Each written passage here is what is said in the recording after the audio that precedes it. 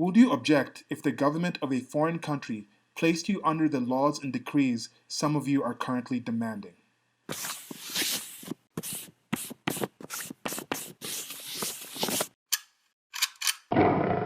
So there was a typo in that thing I put on the screen. But what I was getting at when I posted this, in this kind of way, we need this kind of protection, we need this kind of aid, those people need to be limited, these people need to be protected, these people are in danger, I need help, you need to be helped. These were things that were being said, and part of what I thought is a positive from this actual event, this sort of Rosetta Stone of human society type event that we can relate to, is you can compare and contrast different places and see this place did it this way by sharing this information, and then the people reacted in this way, and these were the results.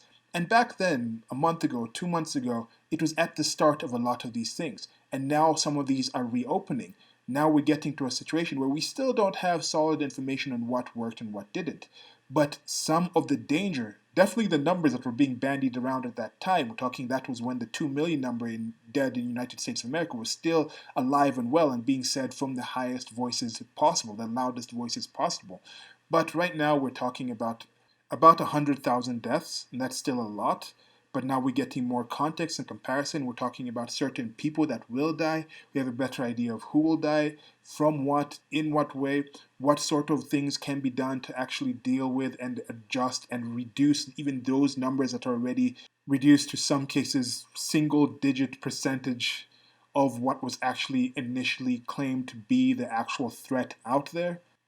But one way I was thinking of for people to put what they're saying in context, what they were demanding and what they were claiming should be done, was not just think about what you think should be done, think about how it would be done.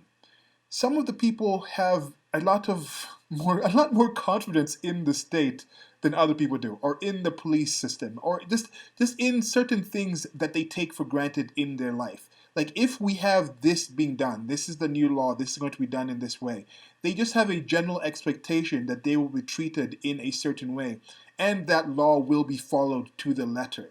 They don't take into account the sort of people who you're trying to actually request to do these things.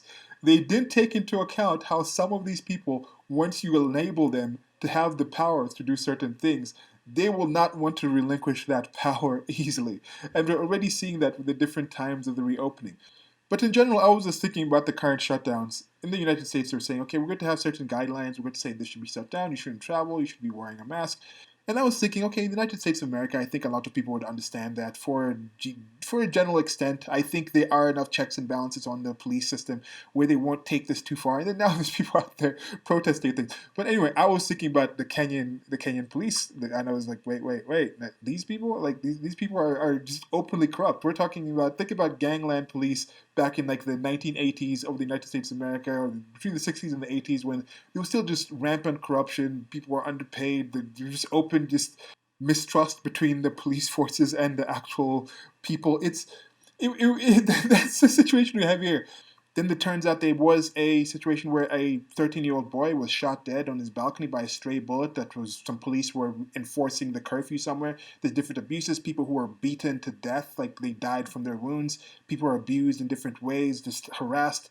This is a minor thing compared to the things that have gone on, but I was just walking down the street, walking down like a back road, getting some exercise, coming back from the store on my daily walk, and this man dressed in an army uniform, he doesn't identify himself. He's got a gun, an AK, like an AK-47. He's like, you need to put on your mask. Like, I'm like, look, I'm walking myself. I have a mask in my pocket. Like, when I'm not close to somebody, until you walked up to me, I was maintaining social distancing out in the public. Where's the actual law that says I have to be wearing a mask? Like, what's there for enforcement? Why haven't you told all these other people that are walking by without a mask? Why did you single me out of all these people? And these are things. I asked him, what is a specific law? What is the actual reasoning? I explained to him why I was carrying a mask, because when I get into an enclosed area in the store, when I'm close to somebody, I understand the spittle that comes out and all those things, and it's more about protecting other people from me rather than being protected from them. So if I'm just walking around, so he couldn't explain his point.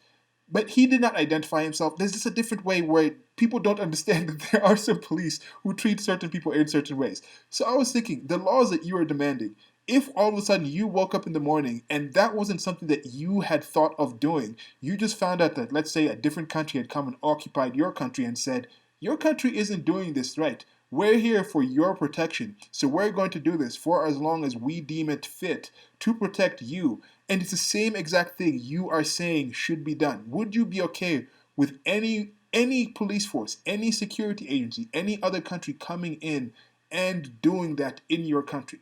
Because in some cases, that is the relationship that the security forces have with the general people. And to an extent, I think people falsely think politicians have their best interest at heart, when it's more what is also convenient for those politicians. So that's it for this one. This is part of my shorty series where I expand on short thoughts in the hopes of engaging you in conversation. So let me know in the comment section if you found anything worth commenting on this. Like if you liked it, dislike if you disliked it. Should be links to our merchandise store wherever I do post this. Till next time, goodbye.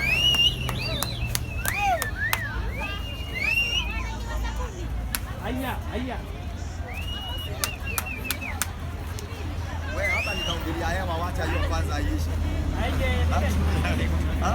Hapa hiyo ikitokea hiyo. Wacha